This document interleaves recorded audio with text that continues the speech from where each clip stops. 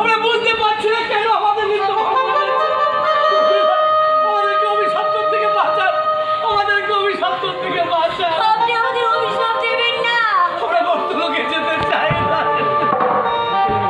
নিয়তির লিখন কে করিবে খণ্ডন? একবার নয়, দুইবার নয়, তিনবার তোমরা নিত্যের তাল ভঙ্গ করেছ। দেবরাজ ইন্দ্র যে কথা করেছ উচ্চারণ, তা হবে না লক্ষ্য লক্ষ্য। তবে হ্যাঁ, তোমরা যে দীর্ঘদিন ধরে এই স্বর্গের দেবদেবীগণের মনোরঞ্জন করে এসেছ, তার জন্য আমি তোমাদের কিঞ্চিত কৃপা করলাম। আমার কৃপাতে যাও অনুরুদ্ধ, তুমি ওই মর্তের মাটিতে গিয়ে তুমিও লক্ষ্মীন্দার রূপে জন্ম নেবে।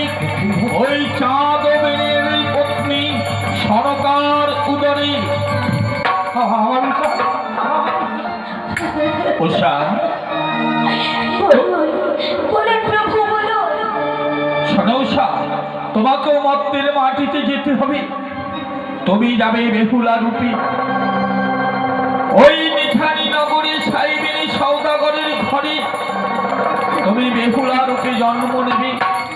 তোমাদের সেখানে হবে মিলন, সেখানেই তোমাদের হবে শুভ বিবাহ, শুভ পরিণয়।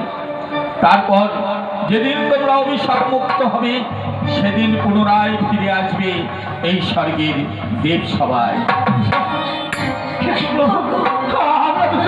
আমরা দুজন একে অপরকে ছেড়ে কেমন করে তারাও অনুরুদ্র, ভুল শুধু তোমরা করেছো তা নয়, আমি দেবাদিদেব শঙ্কর আমি জানতে পেরেছি কিসের কারণে আজ বারবার তোমাদের নিত্যের তাল ভঙ্গ হয়েছে। কিসের কারণে? আমার কন্যা মনসা, সে এই স্বর্গের দেব সভায় দেবীর আসন পায়নি, তাই তার মনে রোষানল জ্বলে উঠেছিল। তার কপানল দৃষ্টিতে তোমাদের নিত্যের তাল ভঙ্গ হয়েছে। তাই আমি আমার কন্যা মনসাকে ক্ষমা করব না। এই মুহূর্তে মনসাকে এই স্বর্গধাম ছেড়ে চলে যেতে হবে। যাও মনসা, যাও, তুমি মর্তের মাটিতে যাও। যতদিন নাই চাঁদ বেনে তোমার পূজা দেবে, ততদিন তুমি দেব সবাই দেবীর আসন পাবে না। এ হলো তোমার অভিশাপ। যেদিন চাঁদ দেবে পূজা তোমার, সেদিন তুমি আবার ফিরে আসবে এই দেবলোকে। যাও সনরত্ন, আমি তোমাদেরকে আশীর্বাদ করলাম।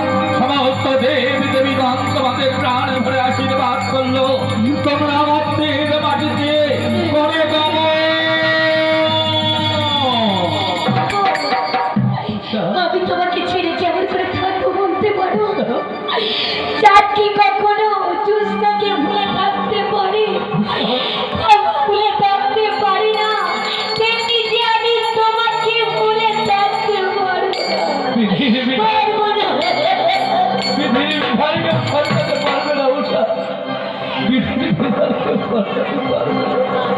আমাদেরকে যে মেনে